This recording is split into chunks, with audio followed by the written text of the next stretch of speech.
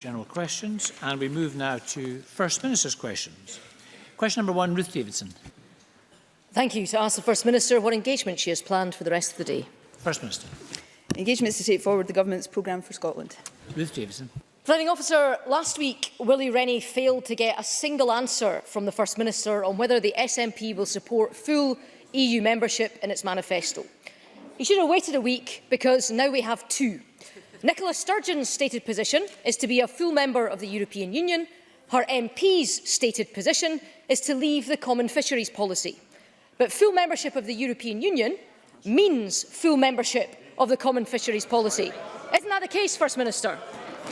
First Minister. Well, Ruth Davidson's clearly not been paying attention. The SNP has been consistent over many years in our criticisms of the common fisheries policy, and very clear about our intentions to see it fundamentally reformed. Our 2007 manifesto continued to work for withdrawal from the CFP. 2011, the CFP well past its sell-by date. The 2014 White Paper on Independence.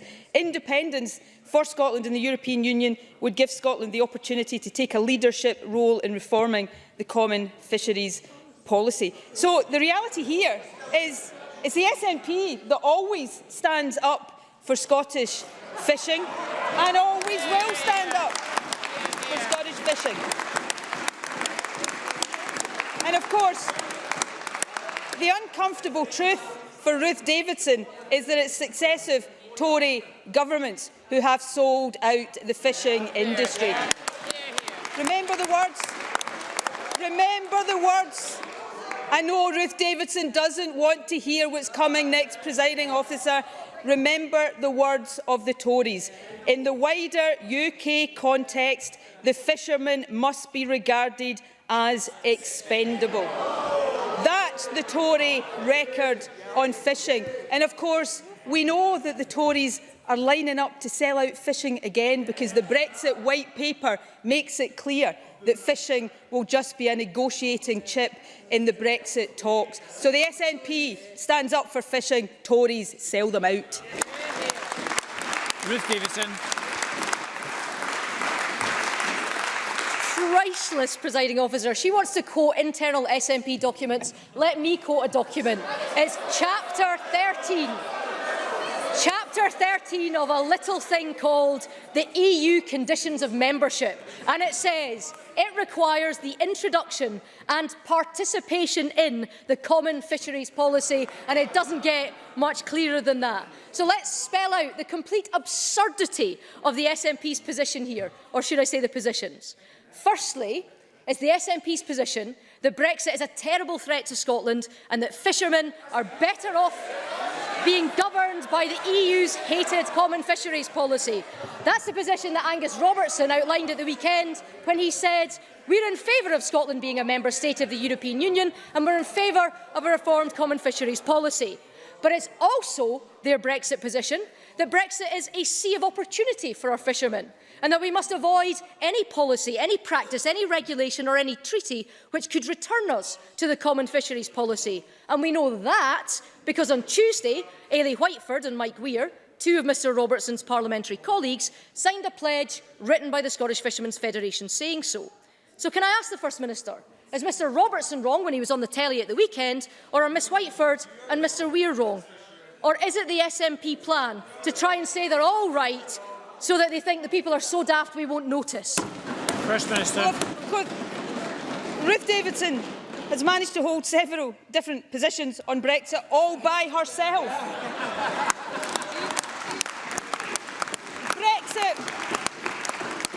Brexit is a terrible threat to Scotland, is what Ruth says is the SNP's position. The problem for Ruth Davidson is that that used to be Ruth Davidson's position as well. Remember her screaming it from Wembley. But now, of course, it's different. She's fallen into line with Theresa May, and now Brexit is the greatest thing since sliced bread. You know, on this issue, Ruth Davidson flip-flops more than a fish being landed. Flip-flop, flip-flop on Brexit. The truth of the matter is that the SNP always has and always will stand up for fishing. You know, we've already heard about the Tories thinking fishing is expendable. Expendable. That was the word that Tories used about Scotland's fishing industry. But let's come more up to date and let's read the Brexit White Paper, paragraph 8.16. Given the heavy reliance on UK waters of the EU fishing industry, it's in both our interest to reach a mutually beneficial deal that works for the UK and for the EU's fishing communities. Let me translate that for Ruth Davidson. That means the Tories are lining up in these negotiations to sell out the fishing industry and allow European countries what they say that they don't want, which is access to Scottish fishing waters. The Tories are preparing to perpetrate a con on Scotland's fishermen. They will not get away with it. It's the SNP who stands up for our fishing industry. Ruth Davidson. Presiding officer, maybe Nicola Sturgeon's MPs didn't report back to her, but let me quote to her what the Chief Executive of the Scottish Fishermen's Federation told them and MPs at Westminster just last week. 2 Secretaries of State, 2 Ministers said the UK is leaving the EU and we'll leave the CFP and we will regain control of our fishing. She wants to go toe-to-toe over fishing. Let's bring that on. But Presiding officer, this week, Mike Russell was in Brussels and he was speaking to fishing industry chiefs. And his pitch was that Scotland will leave the EU with the rest of the UK, but after independence it will go straight back in. But it will opt out of all of the things it doesn't like, including the common fisheries policy. And it is utter nonsense. So right now, we have SNP MPs and fishing communities saying the CFP is terrible and that Scotland would pull out. And at the same time, we've got Nicola Sturgeon standing up in Edinburgh, trying to win the vote of Remainers, saying they'd go straight back in. Doesn't even the First Minister see the utter hypocrisy here? First Minister. Utter consistency in the SNP's position over years on the common fisheries policy. What I see from the Tories is flip-flopping all the time on Brexit and on fishing. And if Ruth Davidson's argument today is that the Tories are not preparing to sell out the fishing industry, to use them as a bargaining chip in the negotiations that lie ahead, then I give Ruth Davidson the opportunity to explain in simple terms to the Chamber today what exactly the Brexit White Paper means when it says that the UK government wants a deal that works for the EU's fishing communities. What does that mean if it doesn't mean allowing Spain and other countries access to European fishing waters? Why can't Ruth Davidson be honest with the fishing community? The Tories are preparing to treat them as expendable all over again. It's the SNP that will always stand up for fishing. So what is it? Ruth Davidson.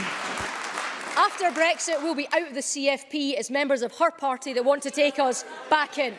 But what we've got, Presiding Officer, what we've got is that the SNP saying they're in favour of joining the European Union, but the First Minister not confirming whether the SNP will back full membership in their manifesto. They say they're in favour of the common fisheries policy, except for MPs and fishing communities who say they're against it. And then we have the real whopper. In Scotland, we have Nicola Sturgeon saying the coming election hasn't anything to do whatsoever with independence. But from the broadcast studios of London, up pops Alex Salmond to confirm they want to use this election to demand a referendum that the rest of us don't want. So the First Minister thinks that on fishing, on EU membership and on independence, she can face both ways and promise all things to all people. Isn't it the case she's treating the electorate as fools? First Minister. Well, this election, of course, as I said yesterday morning, is an opportunity to determine who chooses Scotland's future. Is it a Tory government at Westminster, or is it this democratically elected Scottish Parliament? Exactly the same as Alex Salmond's comments yesterday afternoon. But let's get back to fishing, because what we've just seen here is Ruth Davidson all at sea, drowning in our fishing waters, because she can't explain, and Ruth Davidson really has to explain this in simple terms to Scotland's fishing communities. I gave her the opportunity once and she failed to do so. So I'm going to give her the opportunity again. What does it mean when the UK government says that they want a deal that works for the EU's fishing communities? That can only mean that the Tories are preparing to sell out Scottish fishermen, grant other European countries access to fishing waters and treat that vital Scottish industry as expendable once again. I think that is crystal clear from Ruth Davidson today. It's the SNP that will always, as we always have done, stand up for Scottish fishing.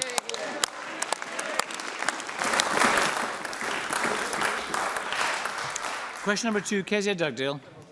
To ask the First Minister what engagement she has planned for the rest of the week. First Minister. Engagements to take forward the Government's programme for Scotland. Kezia Dugdale. Next week, voters will go to the polls to decide the future of local services, like our schools. The First Minister used to claim that education was her #1 priority, but even she doesn't claim that anymore. After 10 years of SNP government, Scottish education is facing challenges like never before. Since the SNP took office, there are 4,000 fewer teachers, 1,000 fewer support staff, and class sizes are bigger. International studies show that Scotland is declining in maths, in reading, and in science. John Swinney's response to this was to publish a mini manifesto repeating the very promises he's been breaking every year since 2007. So can the First Minister tell teachers, parents and pupils why they should believe the SNP this time around? First Minister. Well, education is my top priority. That's why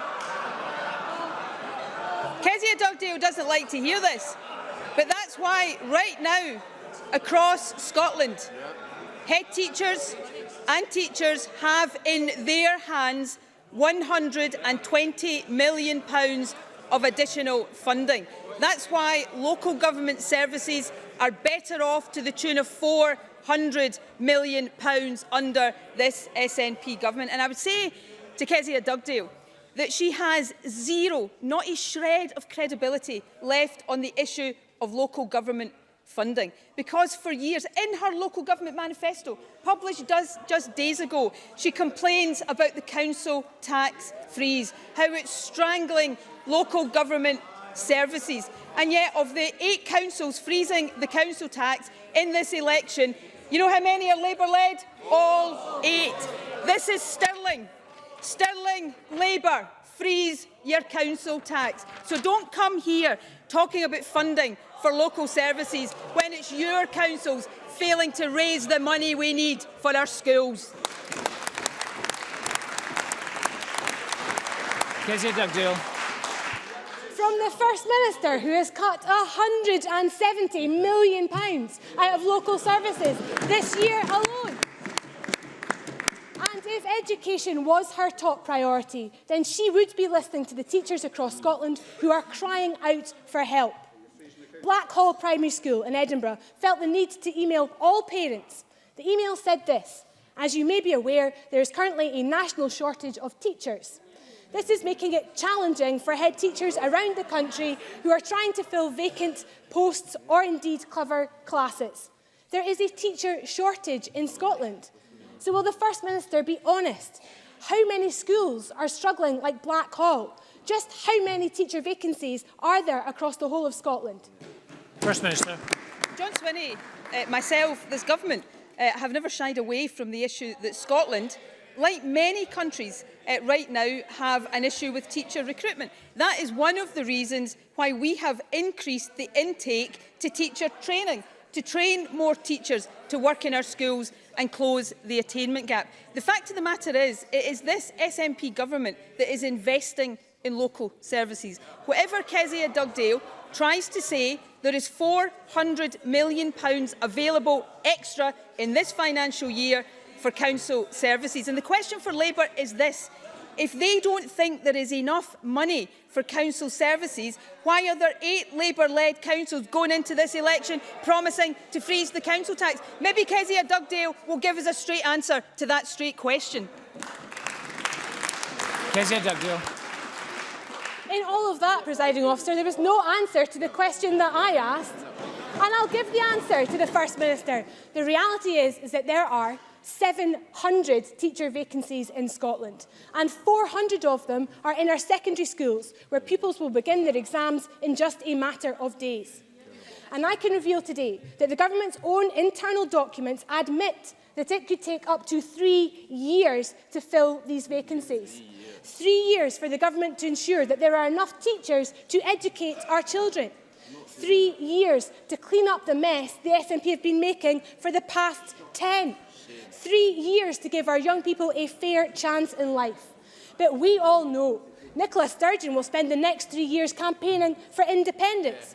So can the First Minister really keep a straight face and tell teachers, parents and pupils that once again education is her #1 priority? First Minister. Well, as I said, we recognise the challenge in teacher recruitment. Scotland is not unique in that regard. That's why in this year, 2017-18, we are making resources available to train, no, Kezia Dugdale doesn't want to listen to this, to train an additional 371 teachers. It's why the General Teaching Council right now has a number of initiatives underway to encourage people back in to teaching, to encourage new people into teaching. These are the actions we are taking to tackle what is a problem and a challenge for many countries. And we're doing that, of course, in conjunction with our National Improvement Framework, with our Attainment Challenge, with our Attainment Fund, putting extra resources into the hands of head teachers, because our commitment to raising attainment and closing that attainment gap is absolute. And we'll get on with the hard work of doing it, leaving Labour, as usual, carping on the sidelines.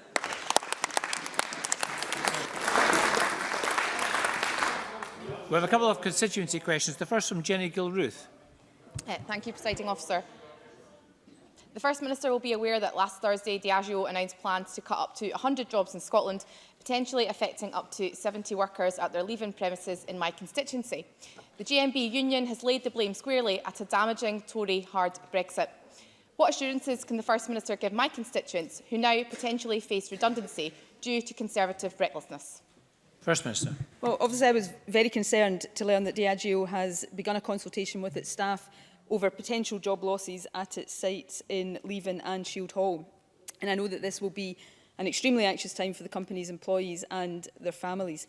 Keith Brown has already arranged to meet with Diageo, and officials in Scottish Enterprise are fully engaged with the company already. We will do all we can to explore all possible options for supporting the business and protecting jobs in Scotland. And while the families and individuals affected by this situation also have the right to expect a similar response from the UK Government, I think it is really troubling that the main union, the GMB, appears to have raised concerns about the impact of Brexit on these jobs and got very little response from the UK Government. This is yet another example of the threat that Brexit does pose to Scotland, what Ruth Davidson used to tell us but doesn't any longer, but what I still believe, and examples like this sadly illustrate. But we will continue to do everything possible to support the workers at Diageo. John Lamond. Thank you, Presiding Officer. I declare an interest as a trustee of the St Abbs Lifeboat Trust.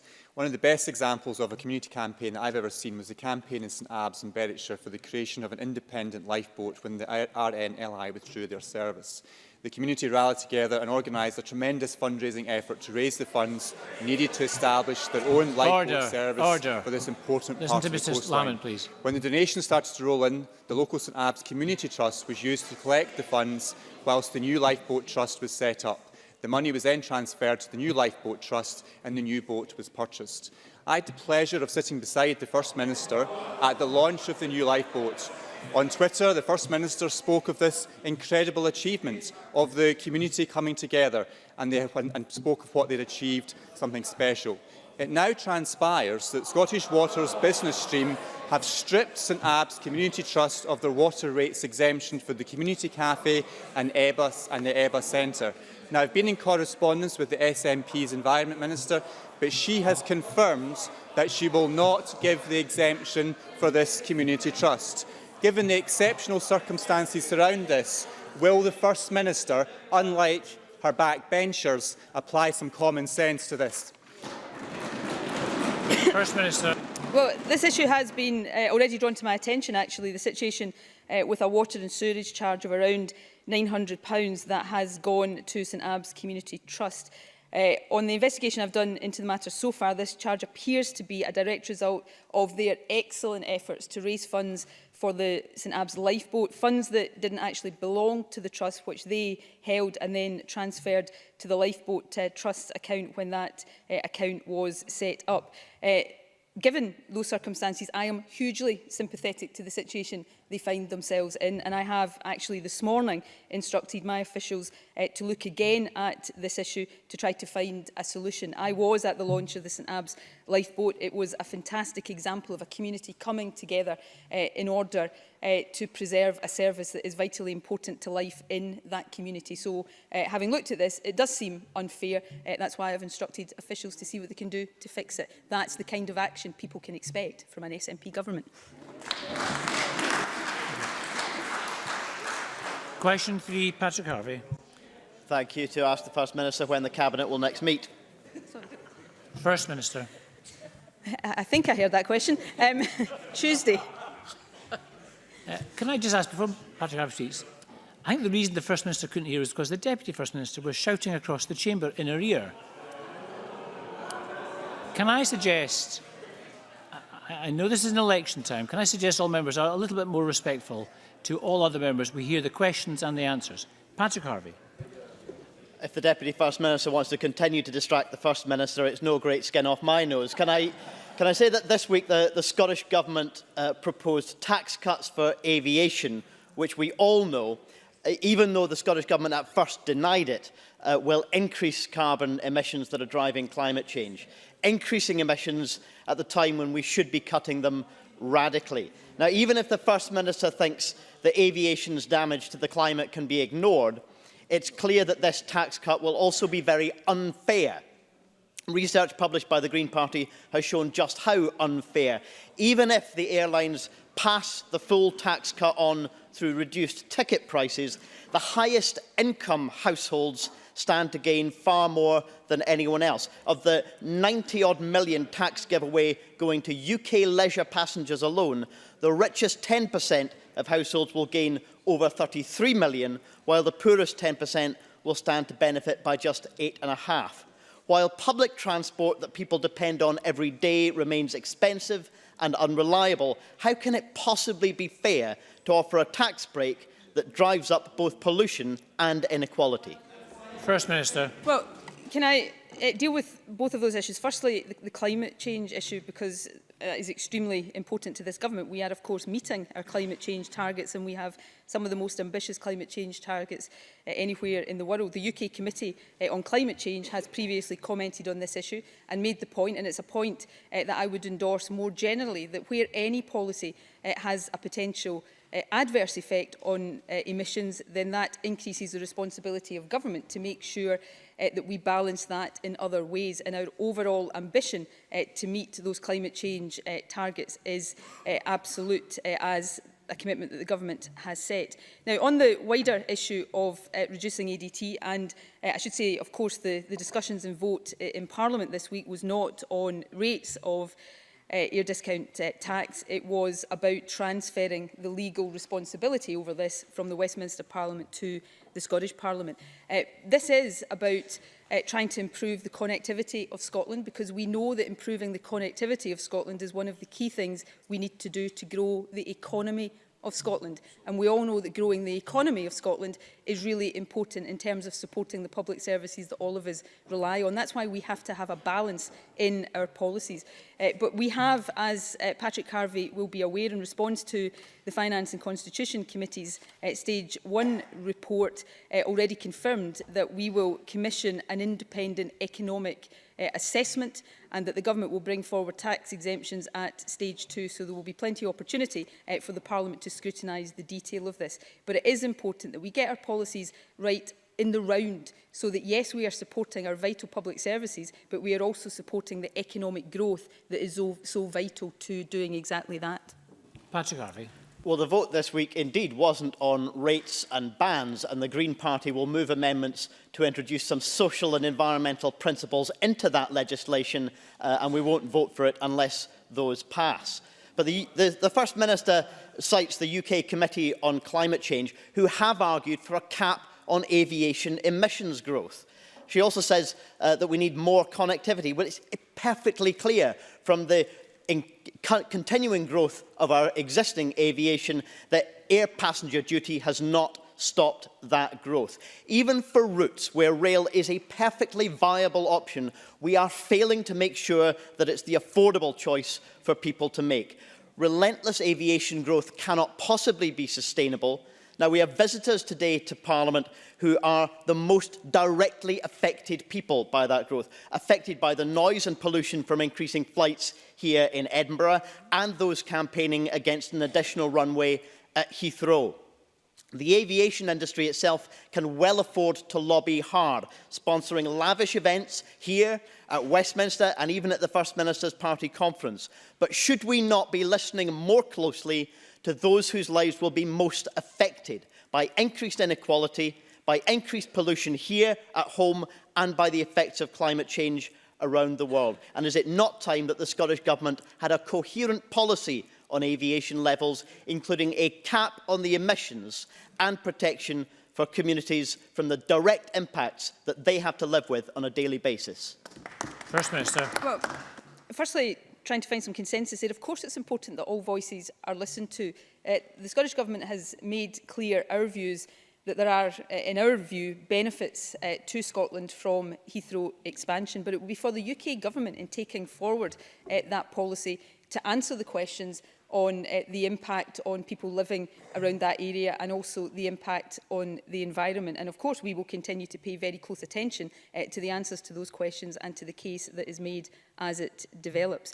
On our own policy, Patrick Harvey talks about relentless growth in aviation. That's not what I'm proposing. It's not what the Scottish Government is proposing or advocates. But what we do advocate are good connections for Scotland. Of course, good rail connections are vitally important. And I would encourage people to use the train when travelling across the UK. But our economy also needs good aviation connections. And we know over past years the constraints that there has been in our economy from the lack of certain routes and the lack in particular of direct flights in and out of Scotland. So we need to get these policies right. We must grow our economy. How many times, rightly and understandably, in this chamber do we talk about the challenges facing Scotland's economy and the need to have policies to grow our economy? So that is a key priority of the government, and connections for business, for exporters, is a vital part of that. But of course, we have to make sure that all of our policies taken together past the climate change challenge. And it would be one thing to level these criticisms at the Scottish Government if we were not meeting our climate change ambitions. But not only are we meeting our climate change ambitions and have been praised by the Committee on Climate Change for a record here, we are meeting those targets ahead of schedule. We're not complacent about that. We want to up our ambition and go further. But we need to have balance in our policies so that we support economic growth, so that we can have the support for the public services that all of us across this chamber want to see. Question number 4, Willie Rennie. To ask the First Minister what issues will be discussed at the next meeting of the Cabinet. First Minister. Excuse me, Presiding Officer. Matters of importance to the people of Scotland. Willie Rennie. The First Minister has done nothing in the last 20 minutes to avoid our party looking shifty and evasive on Europe and independence. The First Minister said on Monday, this election is not about independence. Yesterday, we see her sitting on a Yes to Independence branded motorbike in the shadow of the Wallace Monument on the B Road to Bannockburn. Can the First Minister tell me what is her position today? First Minister. Well, my position is as it has always been. So Willie Rennie should maybe listen carefully because he seems to be struggling to understand it. I support Scotland being independent and an independent member of the European Union. There you go.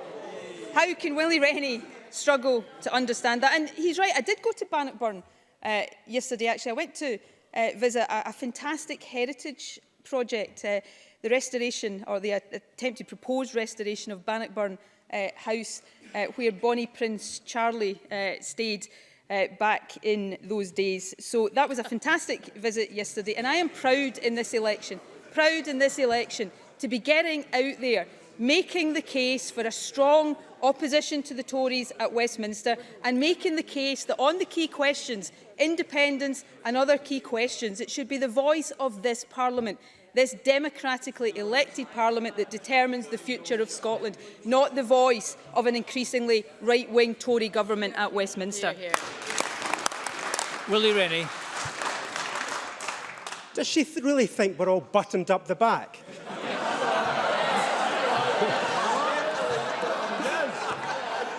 She said, she's once again, she has refused to say that this is what the election is about. But her predecessor was on the radio saying exactly that's what it is about. It's about independence, first, last, and every priority. Last week, she was evasive about her future plans on Europe.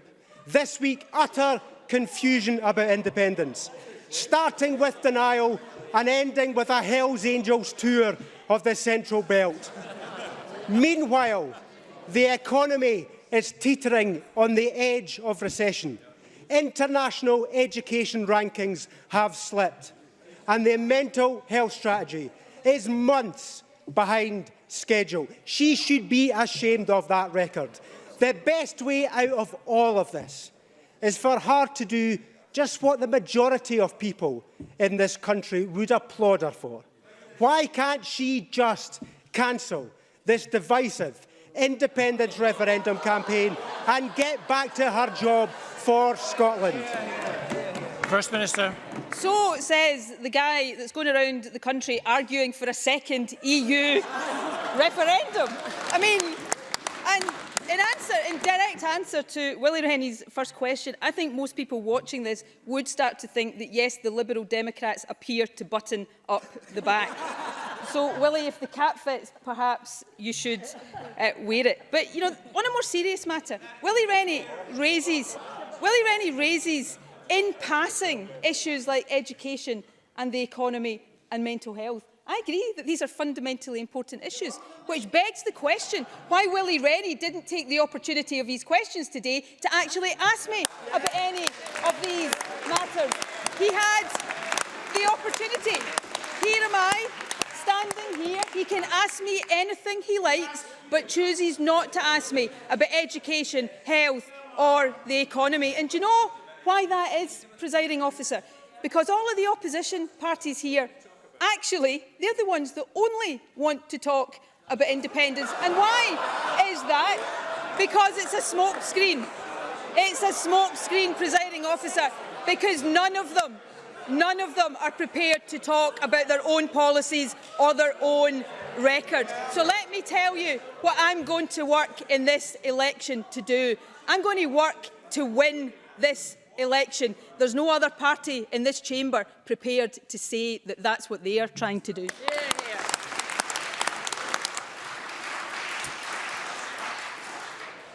A couple of supplementaries. The first from Monica Lennon.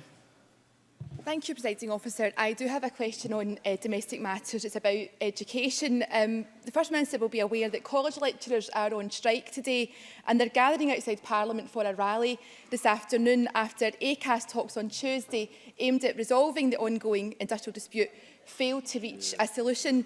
Now, the SNP have been promising lecturers equal pay since 2011.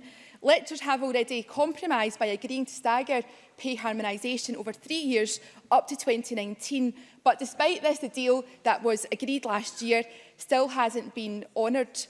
What message does the First Minister have for the striking lecturers? And what urgent action are ministers taking to resolve the disputes? First Minister. Firstly, in terms of the lecturers that are visiting Parliament today, the Minister for Further Education and Higher Education will meet with them later today, or representatives of them later today. I want to see this dispute resolved because strike action in our colleges is in no one's interest. It's certainly not in the interest of college students.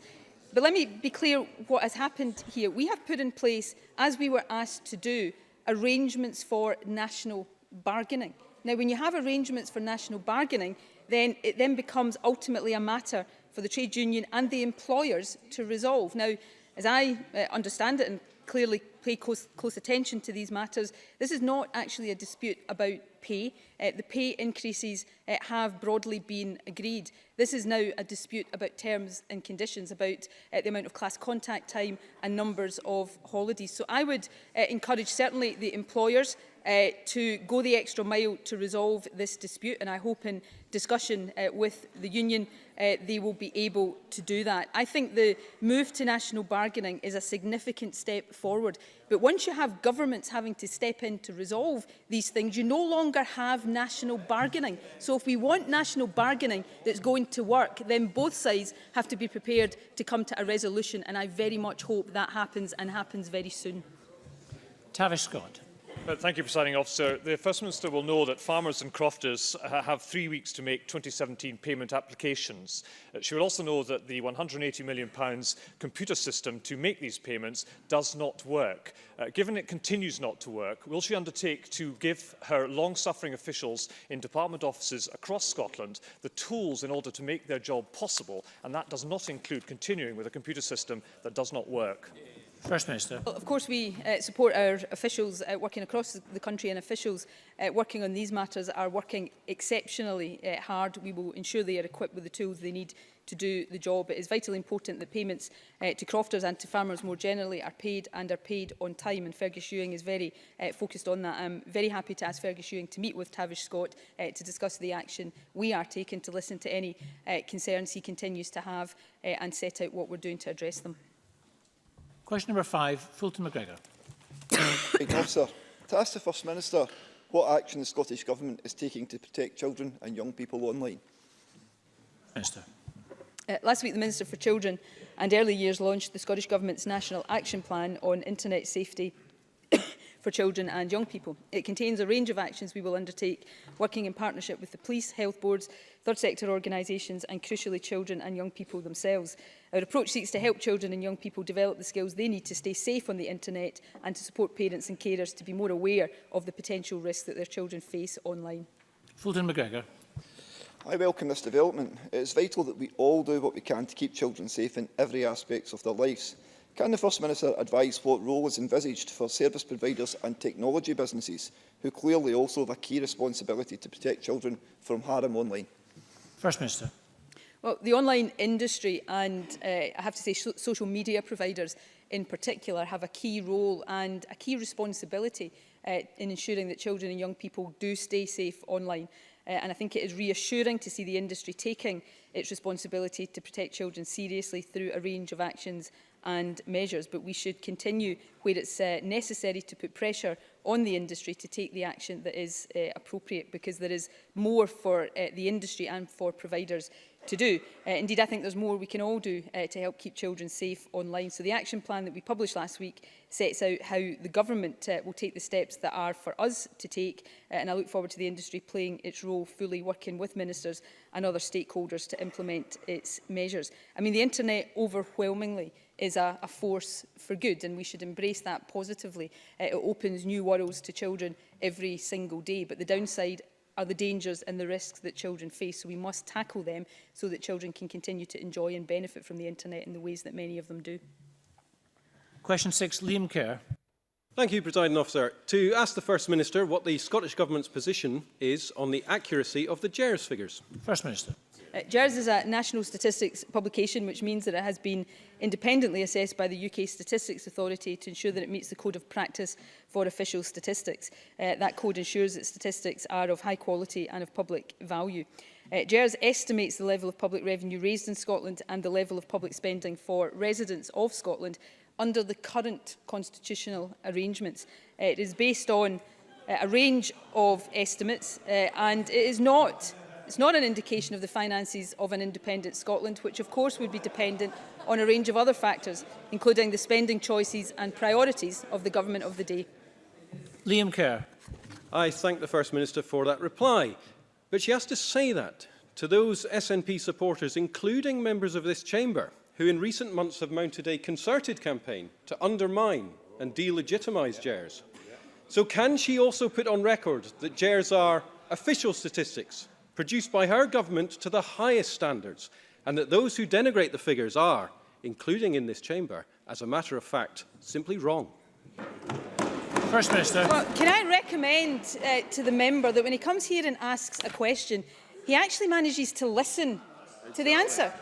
Let me repeat what I said in my first answer. He stood up there in his supplementary and asked me to put on record that they are national statistics. The first words in my original answer were GERS is a national statistics publication. A bit of listening instead of heckling might have gone down well.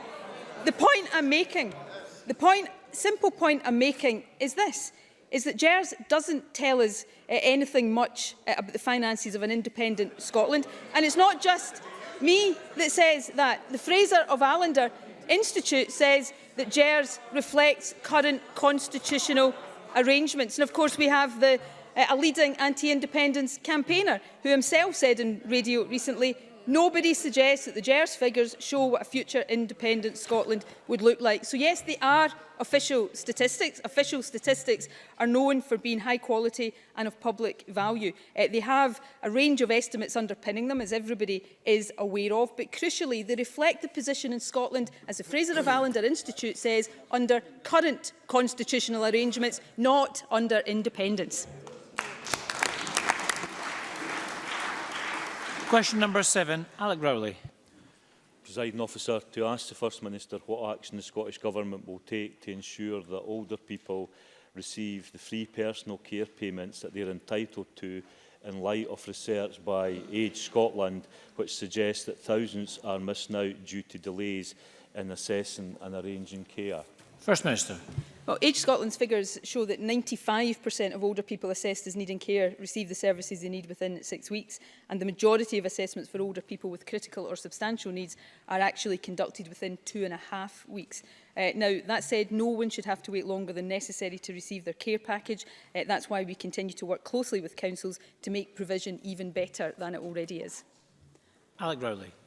Presiding Officer, I thank the First Minister for that question, but the fact remains that for many individuals and for many families, far too often their experience of health and social care is not always a good one.